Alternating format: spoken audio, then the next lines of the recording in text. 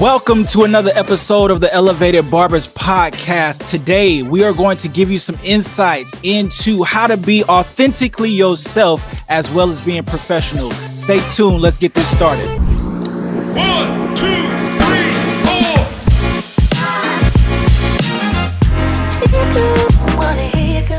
4. My name is Bradford Kelly. I am the owner of Another Level of Barbering, and I'm also the proud co-host of the one, the only Elevated Barbers Podcast. And I'm here with... This is Delmar, aka The Prince, owner of Royal Luxe Grooming and the co-host of the one and only Elevated Barbers Podcast. So we got somebody extremely special coming to the stage in just a second. I want to introduce her because she can't defend herself right now. So when I met her at the NorCal Barber Expo, I'm gonna bring her on. You got to see her reaction when I bring this story up. All right, so bring her to the stage, man. Bring her to the stage.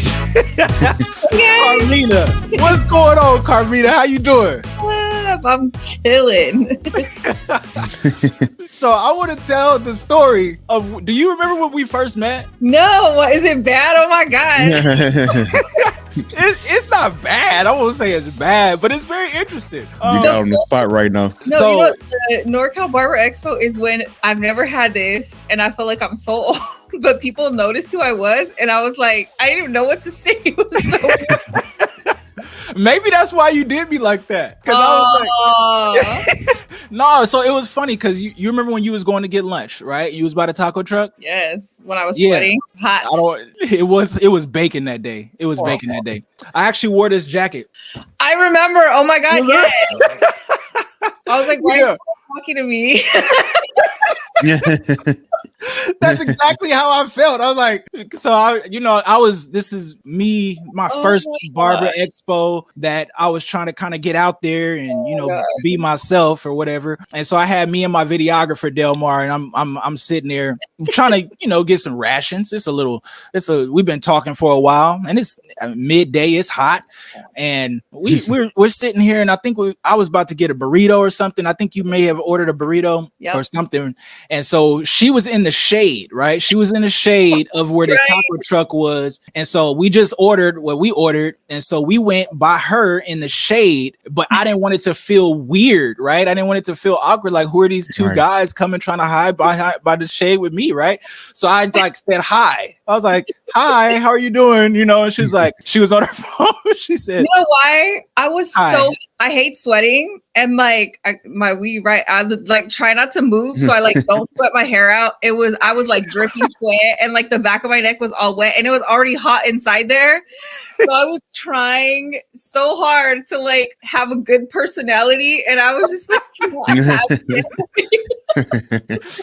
no, you were extremely cordial. I'll Thank say it you. like that. You were cordial. I was just trying to get back inside. Oh my God. Yeah, no, it was so hot that day, Delmar. It was ridiculous. Wow. But that expo was the foundation of was our initiation. I won't say it was the foundation of our relationship, but it was definitely the initiation. And I remember seeing you again online. And the next time that I saw you online, you were sharing a pretty, in my opinion, was a pretty vulnerable story. And you were kind of speaking about how you were starting a new chapter in life. And I commented on it, and your response was shocking to me because I didn't think that you like wanted to know anything about me or anything. Like, I didn't know who you were. And so when I commented and you actually responded and you were like, I really appreciate that. Thank you. I was like, oh, wow. Like, she's cool. Like, you know what I mean? So that was like a softening moment. And then when we got to the Vegas Expo, that's when me and you connected. And now And we're I was friends. just like, now we're cool people, huh? Well, I will tell you, I do appreciate when people comment because people don't have to comment and so many people just look and are like, like talk smack, right? But so Naja, I don't know if you know who she is. She was on Kim Kimball's reality show a long time ago. She's a nail tech, but Okay. now she's an educator and she talks about gaining traction on social media and stuff. And she says when she meets somebody on social, she adds them, she'll like 5 of their pictures, and then she'll comment on their page, right, or one of their posts. So that just really stuck in my mind about connecting with people. And even when because I've always been in the industry, but sometimes I've been in really heavy like I am right now, and sometimes I've been a little further back. I always pay attention. I would still always comment on people. I would see who was hot, like I need to know them. Like June the Barber, I just felt like I needed to meet him. So that's one of the people that I was watching, and I met out NorCal too. But just that engagement is so important. So yeah, and you did outstanding. But the thing about it is you're authentic. That was the thing that I appreciated about you, was that you are authentic. And Delmar, he kind of understands this because he's the same way, where you're not like, we all have to wear a mask to a certain degree, right? To a certain degree, but there's a strength about being able to know who you are and be able to be who you are, so that you can honestly be accepted for what you are, what you bring, and what you value. So Delmar, maybe you could speak a little bit to it, because you're in that same like real space. Like you don't really front too much for nobody. So what is that like, man? What do you talk to me about it? Man, that's just, I think that's my personality and how I grew up. Like I've always been a black or white person. So it's kind of like what you see is what you get. I don't put on the front or facade for anybody. But at the same time, I've also learned how to, deal with things in life, but not bring it to work, kind of, wash your face type of thing. Like, I believe in washing my face. And it's not that you're being fake to the things that you're going through. It's just that I don't want to dampen somebody else's day. People already have their own issues that they deal with. And then being in the service industry, our clients, they confide in us, especially if you're like in the sweet space, like Brad and myself are. They tend to get a little bit more personal with you. And like, I know for me, I've been in my suite for over a year now, and a lot of my clients have opened up to me, and I've been able to connect with them on a more personal level than just a business transaction. And man, that connection is priceless, because now it's no longer just about me servicing you, cutting your hair, or, providing the service to you. But now you feel like, man, I trust my barber. Like I'm able to open up to my barber and let him know, hey man, this is what I'm dealing with. And then sometimes it might be stuff that I went through, and I'd be like, man, this is how I approached it. This is how I got through it. And then sometimes I don't have the experience to what they're talking about, but sometimes people just want you to listen. They don't have an outlet, they feel like their barber is their outlet. And then with me, my clients know that whatever you tell me, it stays with me. I'm not sharing that with nobody else. Like, this is between me and you. This is our time right now. You don't have to worry about this going nowhere. So that's just kind of how I roll, man. Like, I'm not going to bring my problems to work. And I have a heart for people. Like, I really genuinely care about people, man. So it's not just transactional with me. Like, I want to see you doing well in your personal life also. Same. That's you gotta go. Yeah, you gotta go into it, Carmina. Go into it. Yeah, no, that's so funny that you said all of that, because when he had interviewed me at the Las Vegas show, he asked me that exact thing. And that's what I said. Like, it's not fair for you to go and throw like your stuff on other people, because everybody is going through something. And I love when other people have wins. Like, I get tears in my eyes and other people have wins. It makes me so happy, especially when I know that they've had like a lot of obstacles before that. And when they get that win, I'm like, oh yeah, I love it. Like, I post about it, I share it, I try to put it out there and good vibes, like, because I know what it's like to not win, or to be like, I deal with depression, just to be like so down you can't take a shower, so I'm really big on and I always did it with my kids too, giving like praise, not for small things, but just for for small things, I guess. Like, if draw a picture, I would acknowledge it. I'd be like, oh my God, thank you so much for showing me your picture. I actually am paying attention. Just people need to be celebrated. They're not, It's funny you say that, Carmina. I'm sorry, Brad. Go ahead. Funny you say that. So my wife is in school now. So she's in school full time. She's working full time. She's a full-time wife, and she has other responsibilities too. So she just finished her first semester, finished all her exams, right? Good for her. And I'm trying to be better as a husband and as a man. So it's not even all about getting straight A's, right? Nope. I just want you to accomplish whatever you need to accomplish, even if it's with a D. That's still passing. Degree. Yeah, when you Right. get that degree, it ain't gonna say 4.0 or you pass what it is. Gonna say you got this degree. That's right. But now I told her, like, hey, I want to take you out to eat this weekend because I want to celebrate even the smallest of wins. And it's not small because she didn't have a lot of structure growing up. I don't want to put her, story out there just yet. Just yet. But she didn't have a lot of structure growing up. So this is a huge accomplishment for her just to even get through this while even still being a full-time wife. So, and then you just commented on something that I posted recently when I opened up about me having sickle cell. I appreciate your comment, but it's funny that you talk about depression and people just really deal with stuff in their day-to-day life, even as a professional. And like I was saying earlier, we put on our big boy, big girl pants, come to work and wash our face and don't even show what we're going through. We don't even look like what we're going through. So I appreciate you opening up about that. I told him also too, when he had interviewed me, that because I was going through like my divorce, that I would be crying, like on the way to work. I got the chills. I would be bawling on the way to work. I would be like at the grocery store paying, and I would be like crying, and they were probably like, what's wrong with her?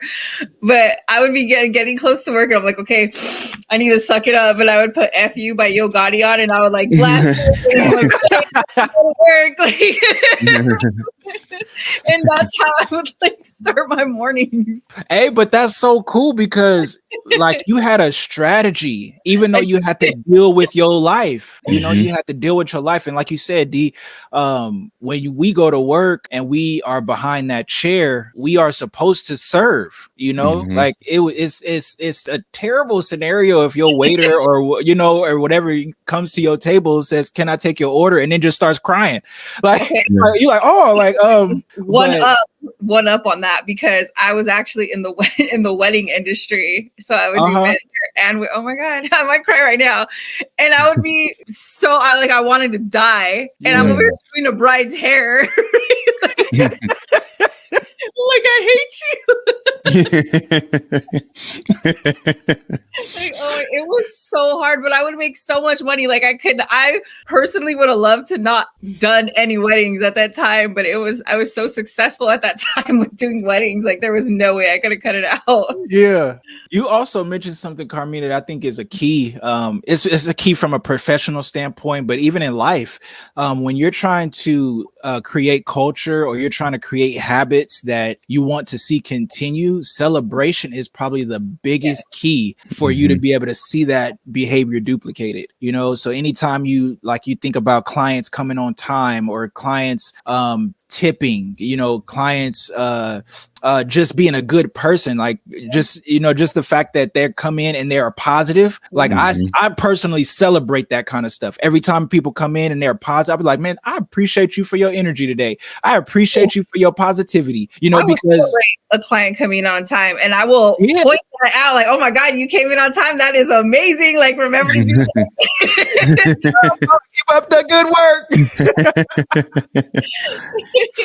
But yeah, no, learning how to celebrate and learning how to reward things that you want to see more of, whether you have kids or whether it's in a household. Like if you reward the positive, then it'll increase. But if you always are only rewarding, because even a negative comment to something is a reward, it's just like, oh, you did this, well, this is what I'm giving you.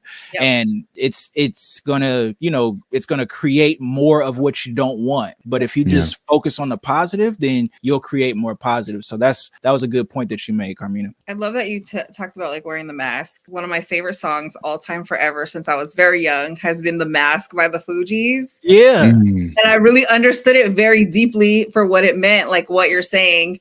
I remember there was like this old Black lady, her name was Prvnce, that lived next to me, and she was always like giving me hella knowledge, and she's like, yeah, everybody wears hats, like right? So it's the same thing. And I freaking loved her so much. I've actually looked for her to try to find her. I've searched so much because I was best friends with her son Dre, and I just remember like all the knowledge she dropped. But that was definitely one of the things she said, and I didn't get it when I was younger. She was like, yeah, everybody. She was talking to her friend, and I was probably like 12. She's like, yeah, everybody. I was like, I have hats. I love hats. Like she's probably like.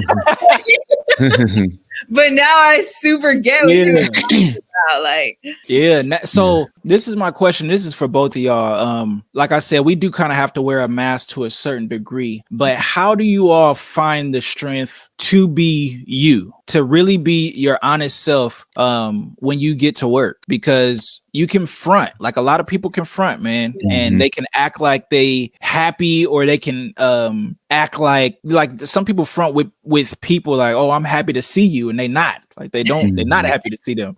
But just it's called customer service. But yeah, so go give us a little bit, the viewers, just some insight into how to think about really being real when you come to work, but learning also how to be professional. Do you want me to do that, or do you want? Yeah, I'll let my guest go first. I can't be fake. I can't be a liar. Yeah, I can't have somebody leaving thinking like, is she playing me? Because I don't like to feel like that. Yeah. Right? And I like them to know that what I'm saying is 100% true, and that I'm not gassing them up. That's like a new term, gassing them up. Yeah, gaslight. Did I say cool? Yes.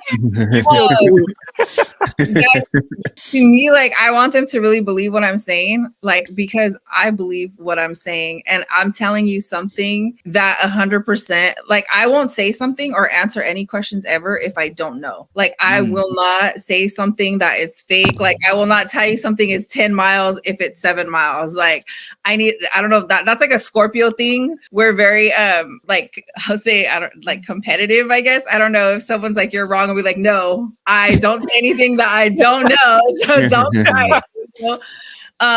But I just want them to believe me. Like, I want my kids to believe me, you know. I have always been very honest with them about if I've taken drugs, if I've drank, if I've lied to my parents, because I don't want them to think like I'm so perfect, and I don't want my clients to ever think like, oh, I think I'm so perfect. So I would just be 100% honest, and I don't want anybody to ever be like, think that they can call me out and are going to trip me up, because I've always been 100% true with you and whoever.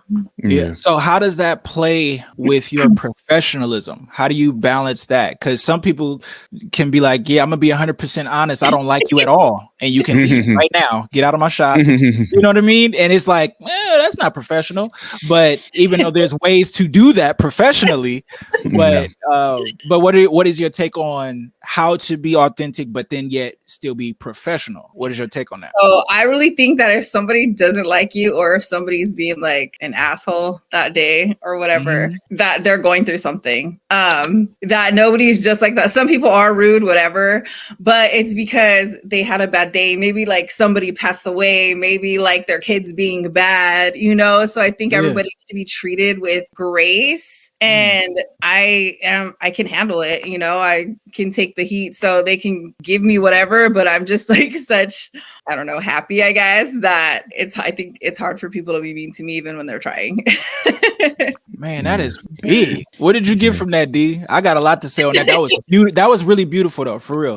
Go ahead, D. Nah, I kind of think along the same lines, man. Like, I try to be as graceful as possible.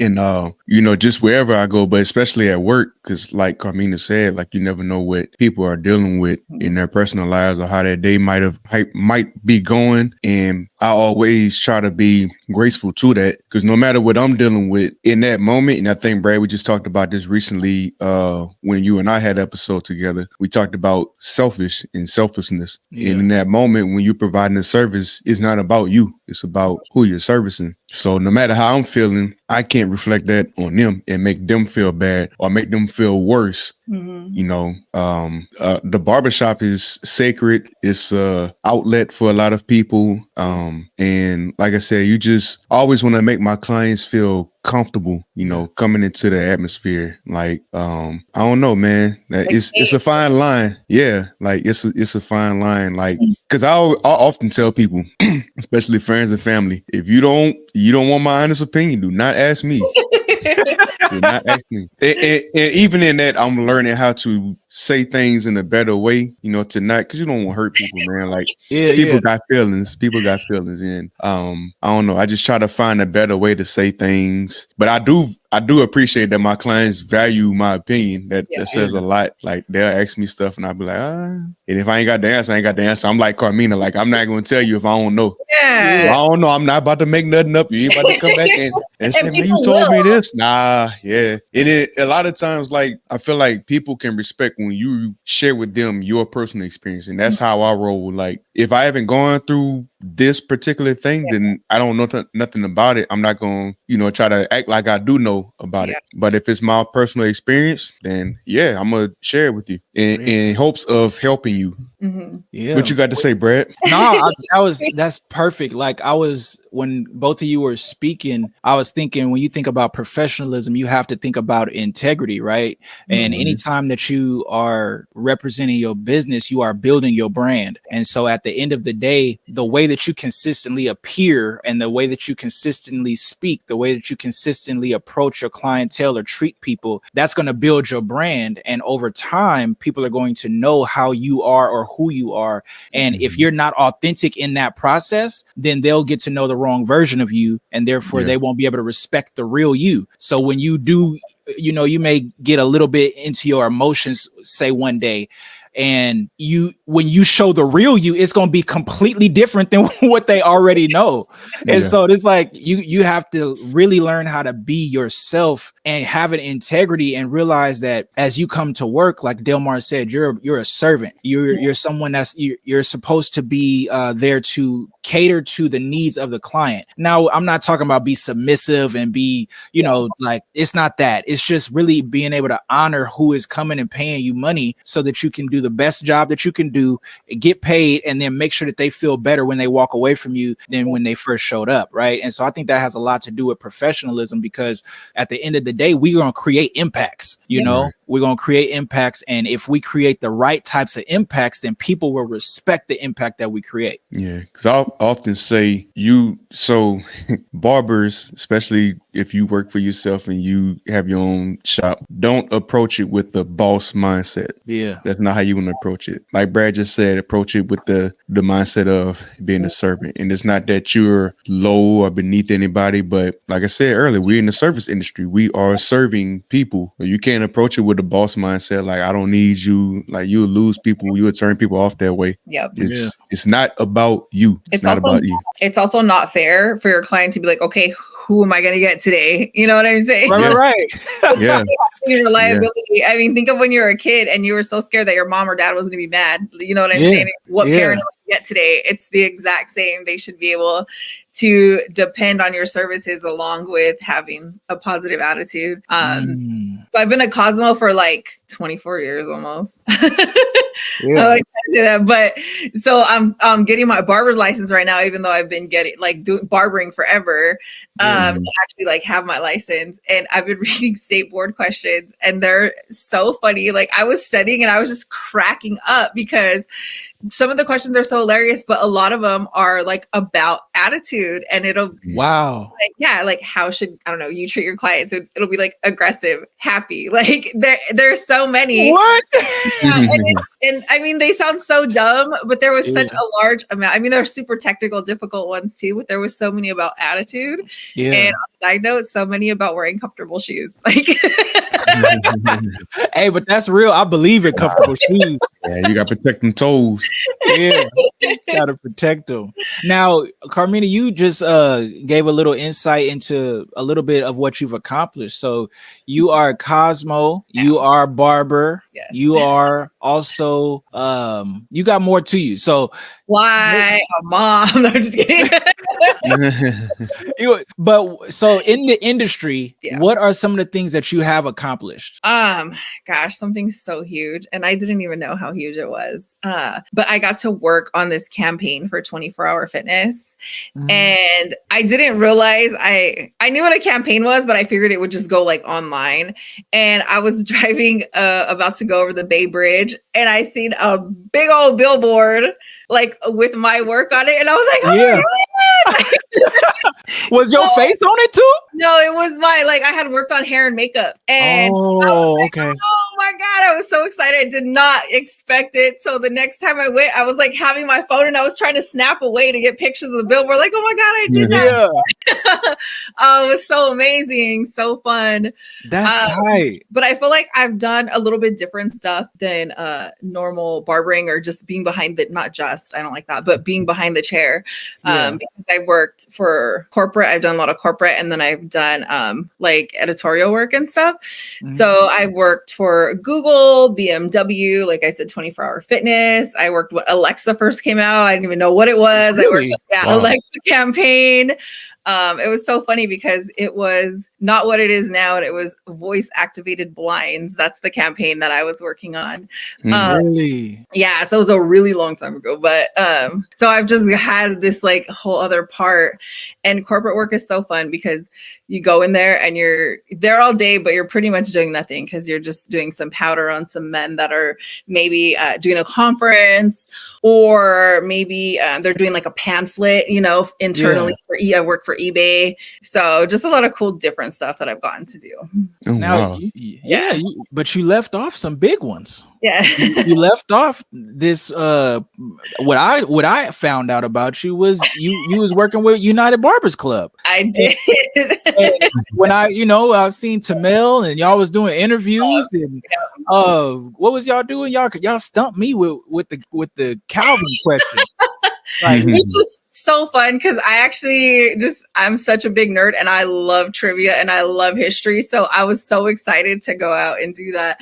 But again, at the NorCal Barber Show, they had a sign-up sheet to be on their podcast. And I was like, what the hell am I going to talk about? Like, so, but I was like, it's two dudes. They really need a girl host. Like, so that was my focus. I was like, I'm going to get in there somehow. And I signed up. And at that time, I was also working with a scissor company I'm not anymore. So I was like, okay, I have some stuff to talk about, you know? Yeah. And I got on the show and it was so fun. My first interview ever. And then they're like, okay, cool. Like when we go to Vegas, you can interview. I was like, whatever you guys need in Vegas, I will be there. And I was at that booth the whole time. I was like, not going to move because I want them to use me. I want them to see that I'm going to do what I said. And then I got to interview Juanito, which was insane. Yeah. Yeah. So that was like, I was shocked. I was like, okay, let's do it. Now, correct me if I'm wrong. Juanito, is he the one that has a messed up hand now, right? He does. Yeah. So I don't know if you know who this is, Delmar, but he got a stupid big following. Really? Millions. Yeah, stupid big. Millions of followers. I believe Marvin Marv did a podcast with him recently about social media growth. But he got into a car. I think it was either a motorcycle accident or a car accident and messed his hand up. And he's like a famous braider and barber. And so it's like a lot of people are even more so following him because of he's being open with his story about the healing process. Reminds me kind of a little bit of you, Carmina, just being open and vulnerable about what he's going through with, social media and allowing people to get to know who the real him is. And as he's doing this, you're like following his journey, like you want to know. So that's really cool that you got a chance to interview him. Where you did that at the Vegas Expo? At the Vegas show. Yep. Man, that's tight. So a couple weeks, I don't even know. It was really close after the Vegas show. Mario from Barber View hit me up and I have it up here. So I want to tell you exactly like what he said. Yeah. But he was like, okay, he goes, can I twist your arm for you to host your own show? And I was like, and I stopped for a second and I was like, no, yes. Like, oh my God. So I just feel like people talk about manifesting all the time, but I literally was like, I'm going to do that. And it actually worked. So I'm still kind of like, no, so you have to explain what you just said. Explain what you just said. You on Barber View TV. Yes. Explain it. So Mario from Barber View TV hit me up and offered me my own podcast, right? So you can see which side down there. Minabechoppin, and I recorded a couple episodes and coming soon, man. I don't know what else to say. No, that's so congrats tight. to that. Congrats. Thank you. And the first female, so I'm just like so stoked about that because I'm into brown girl power, black girl power, woman power. Like this industry, I feel has given minorities and minority women more opportunities than any other industry, and it's just so accepting and open that it's just not what you get in other places. So that's one of the reasons I like love this place so much. So I'm very, very excited. That's tight. Carmina, you just mentioned something. So could you speak on being a woman in historically a predominant male industry? I'm starting to see a lot of women get into the industry now, and I've been licensed for 13 years. And within my 13 years of being licensed in this industry, the growth of the amount of women who have gotten into the barbering industry has grown exponentially. So just kind of speak on that, because we may have some aspiring lady barbers. I almost say female barbers. We had Lady Lacey, Lady Barber on the show, and she said, Lacey, that's my girl. Lady. Yeah, Lacey was so cool. Yeah, she was. And she was saying, Lady Barber, not female barber. Yeah. Lady Barber. So just speak on being a lady barber in the industry. First, I will tell you, I used to have super crazy short hair, like pink, right? Like very, very short. Yeah. For years, from the time I was 11 till the time I was probably like 28. Very, very short hair. And everybody would mess up my hair, right? And I would go into the salon, and I would be like, dude, why can't these adults cut my hair? And it would bug the shit out of me. Sorry. It would bug me so bad.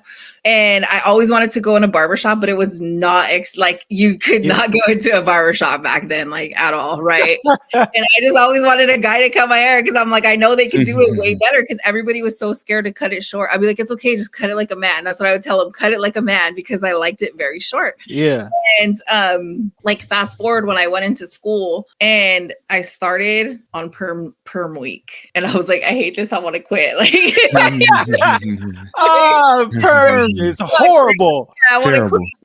And then when it came to the part and I got like a pair of scissors in my hand, I felt home. But I never felt like I belonged somewhere so much as when I learned to start cutting hair. So when I got on the floor, like everybody was really scared, right? And I was like, hell no, I'm in school, like I'm gonna do it. So everybody was especially scared to cut men because they didn't really teach that in Cosmo school. But I was like, nope, I'm gonna do it. And I loved cutting men's hair so much because to me, I felt like it was kind of like a painting, right? Or like you're like shaping, right? You're like cutting it out. And I felt like it was a piece of artwork, and it was done way faster than colors. Yeah, definitely. Yeah, definitely. So I felt like this is dope. And I just felt like I really excelled in that space. So when I came out, because I was really young, I was 17 when I started, and I wanted to cut men's hair. My ex-husband at the time, he was like, no, like you can't go in a shop. You're going to flirt with guys. Like, so I guess I kind of wasn't allowed to be in the shop. And then like through breakups and stuff, I worked in a shop for a long time, and I cut cholo hair all day. Like I seen this thing not too long ago, and it said everything I need to know I learned from I think it was like a 0-2 fade, and I was like, oh my god, yes, that's so true. So at that time, I don't know if you guys remember, but there was a Victoria Gotti show. Do you remember that show at all? Okay, so all the boys had hair like Pauly D, right? So everyone was coming in asking for that cut, and it's hard. Like a taper to that long of hair is very hard. Yeah, and I was like, screw it, let's do it. So that's how I learned like how to taper.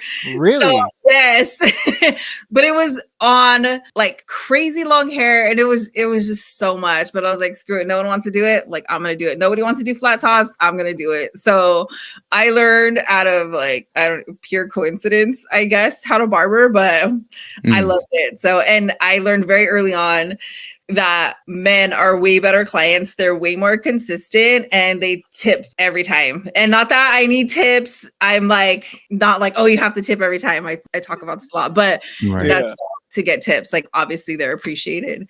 So that's kind of how I got into it. But when after all that work, fast forward to last year when I started barber school, dudes didn't want me to cut their hair because I was a girl. I was like, what? Oh, and I think because It's so I go in Gilroy, California, which is like very like I have a lot of Spanish speakers that come in and a lot of like blue collar, and I just think they're just older cats. I don't know. But it's so weird. I was like, I could literally teach them. Like I taught barber theory for like 3 years. So it was so weird. I don't know. That's so funny. So how long till you get your barber's license? Oh, I only take the test. I think I have like 30 hours left or something. Oh, you right there. Yeah, I'm like, it's only 200, you know, so yeah. As a crossover. It's only 200 hours to cross over from Cosmo to barbering? Yeah, before I think before I want to say it was 500, and that's one of the reasons it was so difficult, just because my kids were younger, you know. Now they're a lot older and I have time, but it's also only 200 hours, so it was just way easier to do it now. Yeah, I may consider doing it because I'm a Cosmo by license. Yeah, but I don't do nothing Cosmo. Everything is barbering. I don't like color. I don't like perm. I don't like none of that stuff. If the State Board could look into our podcast, but they coming for you. Yeah, I know. Yeah, I know. I'll use a razor. with I taught myself how to use a razor. I was like, I'm like, if I don't know how to do something, I want to learn how to do it. I like to challenge. The only thing I can't do is braid, because and this is why I'm not behind the chair either all days. I actually had surgery on my shoulder, and my arm gets so tired. Even like doing my own hair, my arm gets so tired. So I physically can't be like in a shop all day anymore, which is such a bummer. But if I could, I would totally braid. But like when I went, you know, that long ago, like the only reason I would have needed to braid would be to do weaves, right? But back then, like only Black girls got weaves, so they would go to like other Black girls. And when I was in school, like I said, I wanted to learn everything. I literally did everything. I did like press and curls. I did hair wraps. Like I did. Did you learn how to use Marcel's? Yes, I did. And I love them. Like a hot comb, I'm good with the hot comb, and I love doing it. And I love doing it as my Scorpio because, again, I like to be better than everybody else. But if people were saying no to me, and saying no to clients is a no-no. So if they're there, I'm like, no, I'm going to take it. I'm here to learn. I want to learn how to do it, you know? Yeah. So I actually had one client that would come in for a press every single week because I think she had like a house fire or something. So she didn't have like any tools anymore, and she didn't have like products. So she would come in, and I love doing her hair. It was so dope. That is so cool. I love the challenge that you love to accept. Yes. Like this industry is about you really like this industry is a little bit of a rebellious industry to a certain degree, because, you know, as of 5, 10, 15 years ago, at the least, people didn't even look at this as a true profession. You know, people didn't even look at this as even like, I don't even like to look at it as quote unquote as a career. I look at it as a business, right? You're really starting a business when you get your license. You're a 1099, you're an entrepreneur by default. Like you can't even help that part. But I understand the reason why people use the term career, because it's a choice for you to continue to make money. But like people didn't look at this in a positive light. Like even when I was telling my mom, I was kind of like a little ashamed to say it. And I said, I was like, oh, well, you know, I'm gonna do barbering until I figure out what I want to do. Because I didn't know that this was what it could become. I didn't know that. So, but now, like you said, like there's so much opportunity in being a barber or being in the beauty as a whole. Like there's so much opportunity if you just are brave enough to be a real barber, be a real beautician, like really go do it. Don't halfway bake this. Like you don't half step. Like you can go all in and you all out if you put it all in. So somebody told me one time, and I did not like this man. Like I worked with him, and he was just so mean.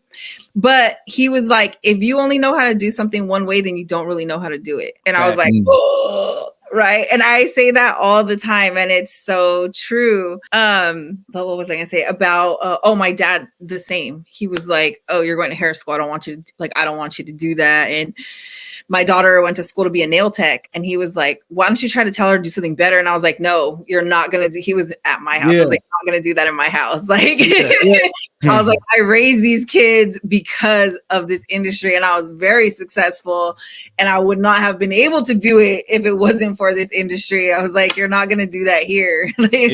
Yeah. Like you said, we got to celebrate the things that we want to see more of, and being authentic, being yourself. If you're a creative person and this industry fits who you are, man, go for it. You know, don't let nothing hold you back. Don't let nobody's opinions of what they think you might need to do.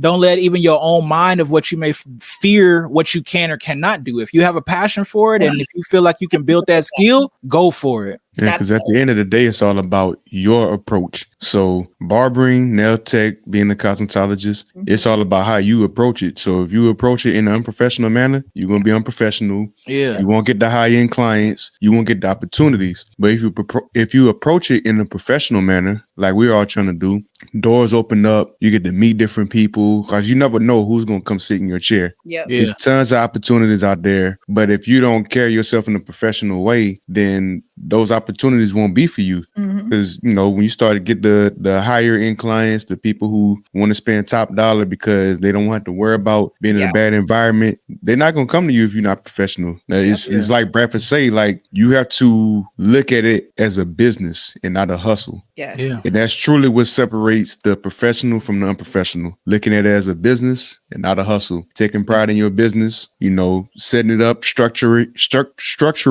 I hope that's a word. Beautiful, man. Structurally. You spoke that in cursive. Yeah, I did. You know, it's that Louisiana tongue.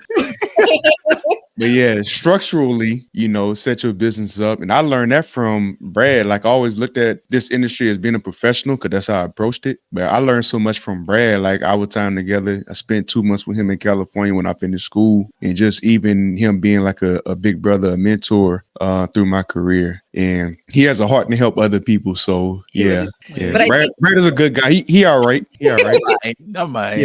I appreciate Louisiana had to be so different the way that it is and pricing than California too. So I'm sure that was like a lot of learning. Not for Delmar.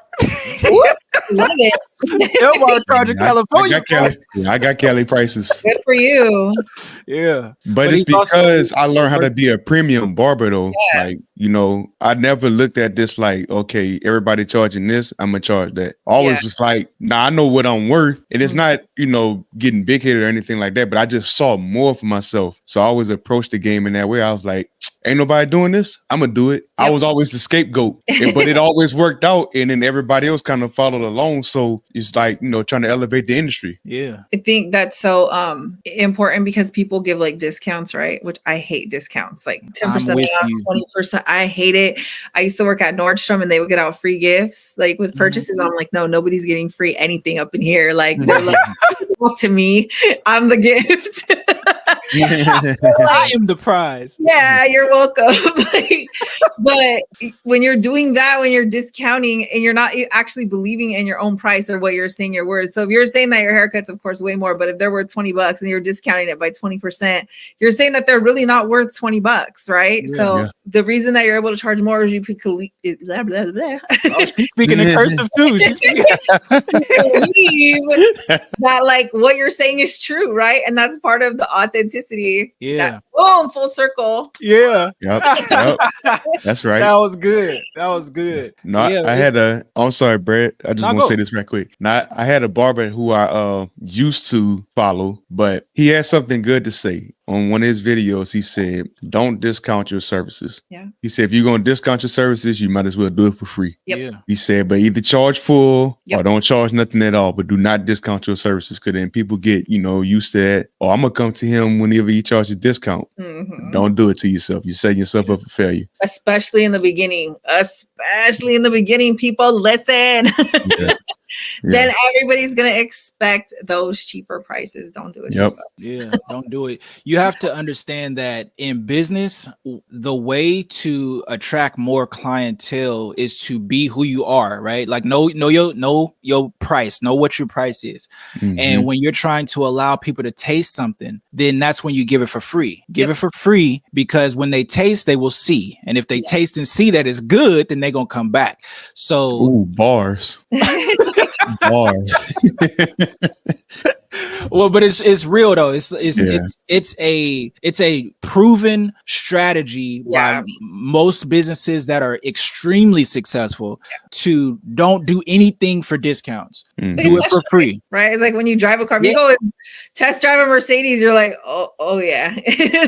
Yeah. Or like test drive or the samples at Costco, or different places like that. When stores you go with, a lot of them still do it, but you used to go to try clothes on, like you could put it on and see how it feels, feel the texture, see if it fits, all of that stuff. Like that's you being able to experience what you may want. And when you start to do that as a young barber, somebody that's new in the industry, give your stuff away for free so that you can build. Because if you're good, if you have like the ultimate client experience, then you'll really be able to hold on to the people that come taste and see. They're gonna be like, oh, nah, they good, I'm coming back. And not even that, because I also just did a post about this the other day, about authenticity and customer service. If you're not good, they'll still come back. If you have a good attitude and they feel good, right? And they want to be around you, they're still going to come back. Yeah. That's the two. That's a skill for the magnet. It really is. That's a skill. Everybody don't have that. I say that all the time. Like, I don't know how I got where I'm at, but people seem to like me. So But that's the magnet in our industry, that's the magnet in our industry. You have your skill set, and then you also have your soft skills, which is your personality and how you learn how to attract people or how people can bond to you. When you have those two, you're going to attract people that's right for you. Yep. And just circling back a little bit to the prices, what you charge is who you're going to attract, right? Because you're charging a certain point to not attract certain people. You want people who are going to show up, right, to all their appointments. You want someone who's also going to have a professional attitude towards your business. So if you're charging up here, you're going to attract serious clients. And if you're not, it's going to be a different kind of client that you're attracting. Yeah. I always compare it to the car industry. Like, you got people who are in the Honda market, Kia market, cool. But BMW and Mercedes have been around for years. They have a market. They are higher. They have a higher premium price, but they have a market, and they attract people who are seriously about that market. They are freaking loyal. I worked for BMW. I did business development, and oh my gosh, these people already had BMWs and would just come back and buy BMWs because they love the culture, because they love being at the showroom. I mean, it was insane. Yeah. When you go to get maintenance, everything is different. They do all the pinpoint checks and all that. So you don't experience that at cappuccinos. Honda. You go to Honda and get an oil change. That's it. Oil change in the air filter. But you go to BMW or Mercedes. I'm gonna say Audi because that's one of my favorites. But if you go to Audi, they pinpoint checking everything, making sure that the car is running good. Yeah. Yes. And what's cool about that is if you're in a space where you may feel that you are a Honda right now, you do have to always keep in mind companies like Hyundai, right? If you remember Hyundai, they used to be terrible. They used to be just like the Honda, or even a little bit worse in the sight of people. But now you look at Hyundai, and they are the Genesis, right? They are they are an elite brand, but they're also not as expensive as the Mercedes and the BMWs. They've met that middle ground, but it's just pretty much because they upgraded themselves. So if you learn how to personally develop who you are as a person, personally develop your mind, personally develop how you think about things, how you problem solve, how you create solutions, how do you provide better service. When you start to learn how to do those different things, then you can upgrade from the clientele that you currently have, because right now you attract those that are attracted to you. But when you improve yourself, you'll also improve who you attract to you. So keep that growth going. Yep. Yeah. And you can't stop either. Like, I'm actually going back to school like your wife. I start in a couple weeks. I'm so nervous. But I feel like you can do it. I hope so. I feel like if I'm not learning, I really feel I'm a big reader. I always have been. I love books. I love to know more. I love to know why people do stuff. Like to know why serial killers kill. I like to know parents are good or parents are bad. Like, I just like to know what people are thinking. But I was with you till you said something about the serial killers. I just like to know why people do the things they do, right? Yeah. So if I'm not learning, I just really feel stuck. So Yeah. I really, really do. I'm telling you, I'm a big nerd. I have so many books. Like the way girls go in Sephora and buy hella makeup, I go into bookstores and buy hella books. Like, Yeah. You got that Headway app? No, I'll go cross-eyed if I read it. And I'm like really into vintage books. Like I love a real book. Oh, okay. Yeah. Headway is like it does a lot of summaries for big books or long books or whatever. You gotta read it. You gotta read it. Yeah. That's It's cheating and I accept the cheat. Because for me, reading comprehension is very, very low. Like my reading comprehension is low. And I learned that about myself in high school. Like I had to read things like 8, 9 times for it to stick. But if I heard it or I could see it or I could do it, it stuck way faster. So I leverage reading physical books with listening to a lot of audio as well. Like I leverage it so that I can truly retain the information faster. So but I'm with you in regards to the learning. Have you ever heard of this company called You Are a CEO? No, you should check out YouTube. Look up You Are a CEO. They go a lot into the mind. They are success oriented people. They help entrepreneurs and personal development, all kind of stuff.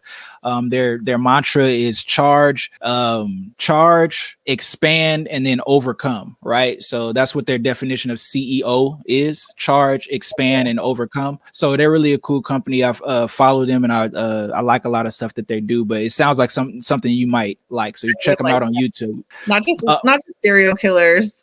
Also, definitely successful people. Like, why are some people successful and some are not? Like, why is one sister from a family super successful and one's like a drug addict? Like that just, I don't know. It just gets, I don't know. You're diving into the beauty and the curse of the human brain. Yes. Yeah. It's like psychology, but even some of the psychology doesn't really explain the why. They can just see some patterns. Yeah. But there's some depth to the mind that that's a mystery, but it's cool to learn as you go into it. Now I got one question before we get out of here. Okay. One question before we get out of here. You are an ambassador for a company that I want to ask you some questions about, because booking is near and dear to my heart. Yes. How important to you is it? And it's up to you if you want to share the specific brand that you want to go into, but before we go into the company that you are with, how would you speak to barber and beauty professionals about the importance of online booking, the importance of having a booking platform? Why is it important? But not just why it's important, what are some of the cons to it as well? Okay, so first I'll kind of tell you, because I've been with booking platforms since about 2018, and I was so excited when they first just came about. So I was actually working for eBay, and I seen an ad for this company, and in all the years that I have been doing hair, makeup, barbering, everything, I had never seen anybody come and approach me about building my business.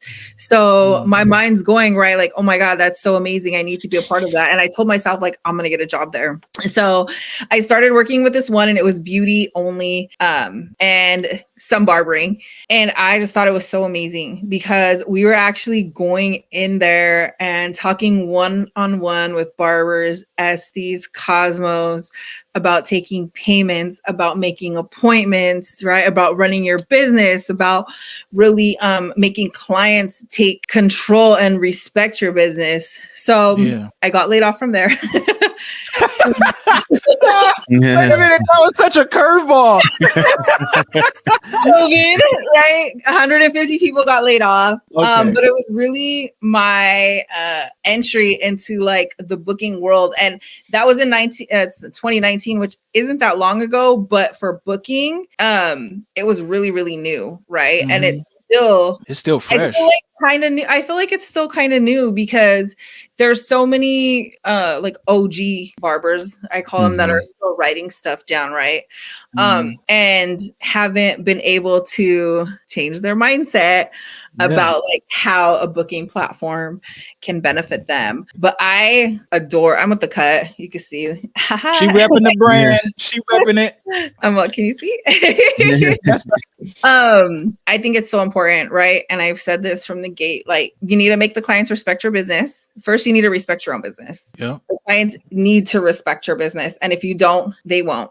But one of the ways is by giving the clients opportunities and different ways to pay for the appointments, right? So this is also a drawback. I'll get into that because you asked. One of the ways is that set up your mobile pay, right? So they have different avenues to pay, right? It's just giving them options, and that's part of giving good customer service. When you say setting up mobile pay, I just want to try and be clear and for the person that doesn't understand what you're saying. Are you saying pay with your phone? Are you saying I was getting there. Oh, okay. It's okay. So mobile pay is basically different ways to take payments. So in shop, you can take a payment with a card. You could do Cash App, and some people have readers as well. So it's just a really good way to give your clients your options, or they can did I say cash? They can also pay with cash. But along with setting up your mobile pay, that allows you to be able to set up, super important, are your no-show fees and your cancellation policies. Because if they don't show up, you need to be able to make sure that you're still getting money somehow. Because if somebody has an appointment and doesn't show up, that appointment could have went to somebody else who was going to pay. And you want to make sure that you have control over your schedule, right? Because we don't clock at 9 o'clock and then have a 30-minute lunch and then clock out at 5. It does not work like that for us at all, especially around the holidays or on the weekends. So you want to make sure that you're having money come in so you can take breaks, so you could take a lunch, so you could pick up your kids, so you could take vacations. And if you don't have that guaranteed income, you're not going to be able to have control of your schedule, which is ultimately why we were in this business, because we have control. We wanted some freedom. Yeah, exactly. And along with that, there are drawbacks, right? So the pre-authorizations, right? A client books, puts their card, they're pre-authorized. What if, like, when they come in, their card doesn't work and you can't charge them, right? Right. What if they ghost you? What if this is all real stuff. Giving you bad reviews. I don't think anybody has talked about that. Some people are just assholes, and for whatever reason, they just didn't like you, and they give you a bad review. And it takes down if you have 5 stars, it takes you to 4 stars or whatever, you know. I'm trying to think. What if they're like the bar? I've heard recently people, I haven't experienced this, and I don't even know what I would do. Like, it's just crazy. But where people come get the service, they pay with the credit card, and then they call the credit card company and say, oh, that was a false charge, or that wasn't me, or something like that. Have y'all experienced that? Yes. What? Yes, I did. And that person was blocked. Yeah. So that's they gotta be blocked. Blocked. I got my money. Like, I still was able to keep the money because with the booking platform that I use, they sent me an email saying that this person deemed the charge a fraudulent charge. Yeah. So I was like, no. So I responded back to them. I took a picture of the guy. I took a picture of the text from him texting me the day before trying to get an appointment. And I took a picture of the service that he got. And I was like, this person received service. This person paid X amount of dollars. Here was the picture of the person. Here's a picture of the text of him texting me the day before. And I was able to keep my money. But I appreciate the booking platform for even, messaging me saying that, okay, well, this person deemed the charge fraudulent, because I was able to fight it. I was able to dispute it. So we do that too. We do that. And then also, I think I made a post about this too about a month ago, using your app to create your paper trail, right? Exactly what you're saying. And you're saying you text, but if you're doing everything with an app too, the app can actually see it. So if you're texting, Mm. we won't always be able to see it unless you send your stuff in. And for some reason, if you can't or they can't, like we cannot physically see it. But if you're doing an app, and this is something I've been doing that I do, is if a client hits me up and they're like, this is a fraudulent charge, or I didn't have a service completed, the first thing I tell them is to reach out to their barber. Because first of all, they think that it's the app's fault that we're messing with your money, or it's not. We're just a facilitator, right? It's like you don't go to the store and then, I don't know, if a bag is empty, it's not like, can I say it? That wasn't a good example. But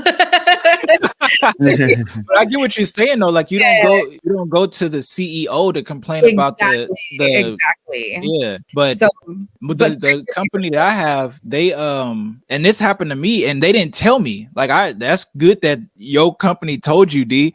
Like, hey, this is what happened. But for me, my client, you know how sometimes people will pay for different things, right? Like people will use somebody else's card to pay for the service or whatever, right? Yeah. Or they didn't have it, so they had their mom pay for something or whatever, right? Whatever. So I had a client who is, you know, high school age, and their mom had their mom, so the kid's grandma paid for the haircut, right? So the kid's grandma paid for the haircut, but when she paid for the haircut, they approved that it could save the card, right? So when the charges happened later, and she said that it was fraudulent, right? Like the grandma said that, I don't know what this is, like whatever, right? And so when they did that, my platform just blocked anything that had to do with that person and never said nothing to me. And so when the person would book, and then when they come in, I'm trying to charge their card and there's nothing going, like it keeps saying no. So and then like anything that had to do with them, it was a cell phone number, if it was an email address, anything that had to do with them, the card wouldn't go through. And so I had to talk to them, and the person even reported to the credit card company that was an accident, that they caused it fraudulent, but my platform still hasn't forgiven it. So that person can't even use their real name when they come to my to me anymore. That actually is a drawback, I feel, to apps in general too.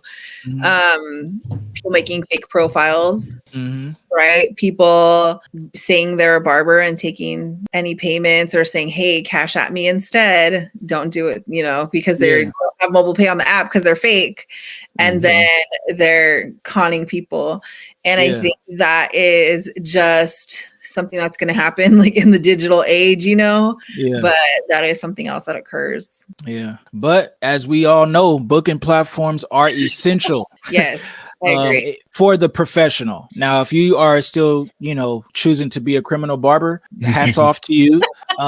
You know, do what you got to do to get you where you're trying to go. But for those of us that are trying to really be professional, I think it's just prudent of you to have a booking platform one way or the other. A lot of them have pros, a lot of them have cons. It's based on what your own specific need is. But you definitely have to get something if you want to be legitimate in this business. Because like Carmina said, you giving your clients the ability to pay you conveniently is the best way to go. It's the best way to go. And you don't want to be in a situation where you're trying to grow in life and you don't have no reports of how much money you make, and you just trying to bring your shoebox to the bank and say, I want this car, or I want to try and, you know what I mean? Like that's not going to really benefit you. You want to report the money that you make, and including the tips that you're making, because the more that they see, the more you can actually take from them. But if you keep trying to live under the radar, then you're going to live under their foot. So you don't want to do that. That's super, super important. I actually had this old man that I used to work with, and he would report a little bit more tips than he made every day. So when he wanted to buy a house or he wanted to buy a car, it was easier for him to do that. But it's like you said, a shoebox, right? It's so much easier just to have everything in one spot. You get your report at the end of the year, you hand it to whoever you need to. It's so hard to know what right program to use, and it's so much work to keep track of everything yourself that why not? Yeah, man, this was a good episode. I told you, Delmar. I told you. She brought the energy. She brought the energy, and she brought the education too. She was dropping gems out here. Yeah, we appreciate you. Thank you. Yeah, we appreciate you taking time out. I'd say that to all my guests, but nah, I really do appreciate she's not your guest, right? She's not just your guest. She's our guest. but when I say me, I speak for we. Oh, powerful! You turn that W. Yeah. Turn that M into a W.